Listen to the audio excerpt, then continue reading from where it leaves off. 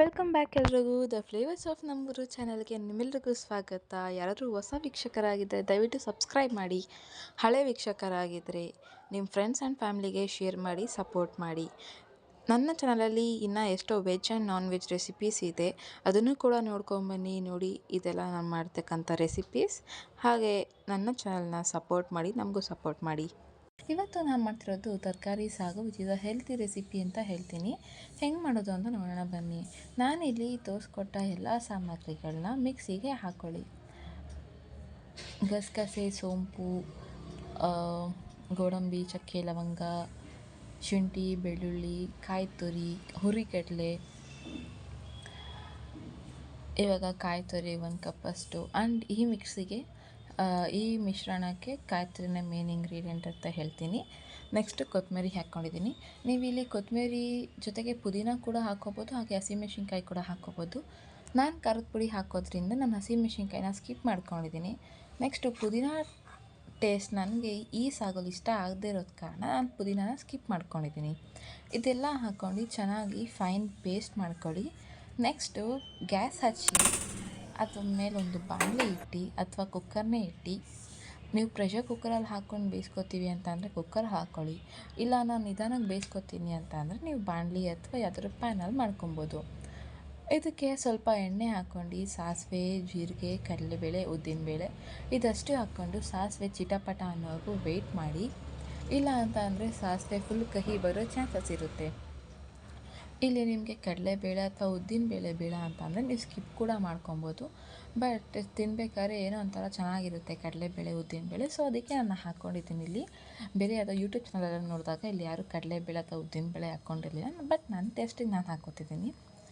ಇದೆಲ್ಲ ಸಾಸಿವೆ ಎಲ್ಲ ಚಿಟಪಟ ಅಂತ ಅಂದಾದ ನಂತರ ಕರಿಬೇವನ್ನ ಹಾಕ್ಕೊಬೇಕು.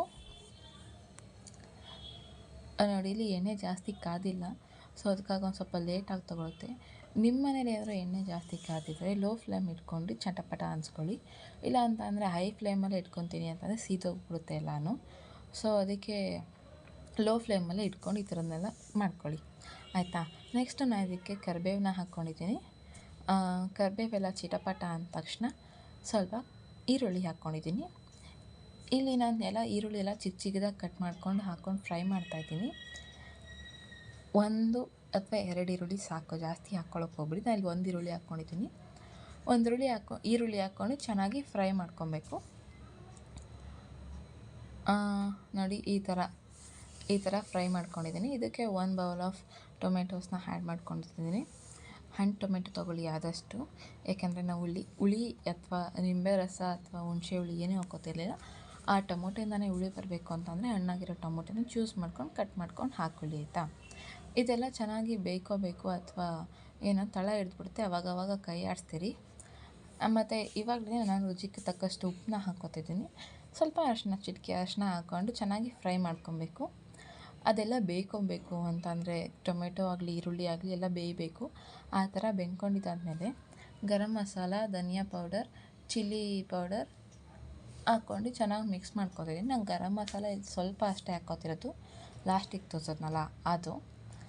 ಅದೆಲ್ಲ ಹಾಕ್ಕೊಂಡು ಫ್ರೈ ಮಾಡ್ಕೊಂಡಿದ್ದಾದಮೇಲೆ ನೋಡಿ, ಎಣ್ಣೆ ಬಿಟ್ಕೊಂಡಿರ್ತಾನೆ, ಈ ಥರ ಎಣ್ಣೆ ಬಿಟ್ಕೊಬೇಕು. ಇದೆಲ್ಲ ಎಣ್ಣೆ ಬಿಟ್ಕೊಂಡಿದ್ರೇ ಗೊತ್ತಾಗುತ್ತೆ ಇದು ಆಗಿದೆ, ಆಗ್ತಾ ಬರ್ತಾಯಿದೆ ಅಂತ ಗೊತ್ತಾಗುತ್ತೆ. ಆ ಟೈಮಲ್ಲಿ ನಾವು ಏನು ಪೇಸ್ಟ್ ಮಾಡ್ಕೊಂಡಿರ್ತೀವಲ್ಲ, ಆ ಪೇಸ್ಟ್ನ ಈ ಫ್ರೈಗೆ ಹಾಕ್ಕೊಬೇಕು. ಹಾಕ್ಕೊಂಡು ಚೆನ್ನಾಗಿ ಫ್ರೈ ಮಾಡ್ಕೊಬೇಕು, ಹಸಿ ವಾಸನೆ ಎಲ್ಲ ಹೋಗಬೇಕು, ಆ ಥರ ಫ್ರೈ ಮಾಡ್ಕೊಬೇಕು. ಮತ್ತು ಇವಾಗಲೇ ಒಂದು ಸ್ವಲ್ಪ ನೀರು ಹಾಕ್ಕೊಳ್ಳಿ, ಎಲ್ಲ ನೀಟಾಗಿ ಹೊಂದ್ಕೊಳ್ಳುತ್ತೆ. ಇಲ್ಲ ಅಂತಂದರೆ ಆಮೇಲೆ ಹಾಕ್ಕೊಂಡ್ರು ಚೆನ್ನಾಗಿರಲ್ಲ. ಸೊ ಅದಕ್ಕಾಗಿ ನಾನು ಇವಾಗಲೇ ಹಾಕ್ಕೊಂಡಿದ್ದೀನಿ. ನೋಡಿ, ಎಲ್ಲ ಹಸಿ ವಾಸನೆ ಹೋಗಿ ಈ ಥರ ಚಿಕ್ಕದಾಗಿ ಕೊತ ಅಂತ ಕುದೀತಾ ಇದೆ. ಈ ಟೈಮಲ್ಲಿ ನಾವು ತರಕಾರಿನ ಹಾಕ್ಕೋಬೇಕು. ನೋಡಿ, ಎಷ್ಟು ನೀಟಾಗಿ ಕೊತ ಅಂತ ಕುದೀತಾ ಇದೆ. ಆವಾಗಲೇ ಗೊತ್ತಾಗುತ್ತೆ ನಮಗೆ ಹಸಿ ವಾಸನೆ ಎಲ್ಲ ಹೋಗಿದೆ ಅಂತ. ಈ ಟೈಮಲ್ಲಿ ನಾನು ಚಿಕ್ಕದಾಗಿ ಹಚ್ಕೊಂಡಿರೋ ತರಕಾರಿಗಳನ್ನ ಹಾಕ್ಕೊತಿದ್ದೀನಿ. ನಿಮಗೆ ಯಾವ ಇಷ್ಟ ಆಗುತ್ತೋ ಆ ತರಕಾರಿನ ನೀವು ಹಾಕ್ಕೋಬೋದು. ನಾನಿಲ್ಲಿ ಕ್ಯಾರೆಟ್, ಬೀನ್ಸ್,